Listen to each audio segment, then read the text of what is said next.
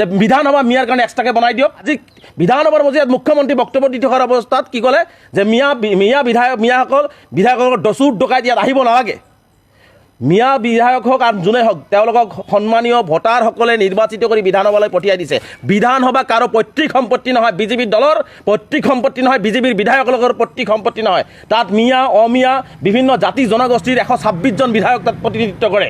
গতিকে মিয়াক যদি ইমানেই বেয়া পায়, মিয়াক যদি ইমানেই বেয়া লাগে, তেনেহ'লে মই মুখ্যমন্ত্ৰী ডাঙৰীয়াক প্ৰত্যাহ্বান জনাইছোঁ যে বিধানসভা মিয়াৰ কাৰণে এক্সট্ৰাকৈ বনাই দিয়ক। মিয়াসকলক ছাইড কৰি তেওঁলোকক বেলেগ ব্যৱস্থা গ্ৰহণ কৰাই দিয়ক।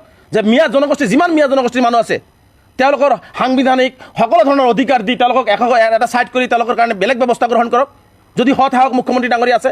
অন্যথায় এই মিয়া শব্দ কৈ পবিত্ৰ বিধানসভাৰ মজিয়াতে হওক বাহিৰতে হওক মিয়াসকলক তুচ্ছ তাচ্ছিল্য কৰা কোনো পদ্ধতিতে সহ্য কৰা নহ'ব। গতিকে মুখ্যমন্ত্ৰী ডাঙৰীয়াক স্পষ্টকৈ কৈছোঁ যে মিয়া শব্দৰে লেতেৰা ৰাজনীতি বন্ধ কৰি আপুনি উন্নয়নৰ ৰাজনীতি কৰক, সমন্বয়ৰ ৰাজনীতি কৰক, অসম আগুৱাই লৈ ৰাজনীতি কৰক। নহ'লে অসমৰ ইতিহাসে কিন্তু আপোনাক কেতিয়াও ক্ষমা নকৰে আৰু ইয়াৰ পৰিণাম ভুগিব লাগিব। আৰু বিজেপি দলৰ যি ক্ষমতাই মূৰত ধৰিছে, এই ক্ষমতাৰ মূৰত ধৰা ক্ষমতাই কিন্তু অসমৰ ৰাইজে কিন্তু এদিনাখন নমাই মাটিত পেলাই দিব। এই কথাখিনি বিজেপি দলে জনা উচিত। গতিকে স্পষ্টকৈ কৈছোঁ, আজিৰ বিধানসভাত মিয়া বিধায়কসকলক যি চোৰ ডকাইতৰ লগত চোৰ ডকাইত শব্দ ইউজ কৰিছে, এই শব্দক আমি তীব্ৰভাৱে নিন্দা কৰিছোঁ, গৰিহণা দিছোঁ। আৰু মিয়াক যদি বেয়া লাগে মিয়াসকলক ছাইড কৰি দিয়ক, মিয়াৰ কাৰণে বেলেগ বিধানসভা তৈয়াৰ কৰি দিয়ক। তাৰ কাৰণে আমি স্পষ্টভাৱে প্ৰত্যাহ্বান জনাইছোঁ।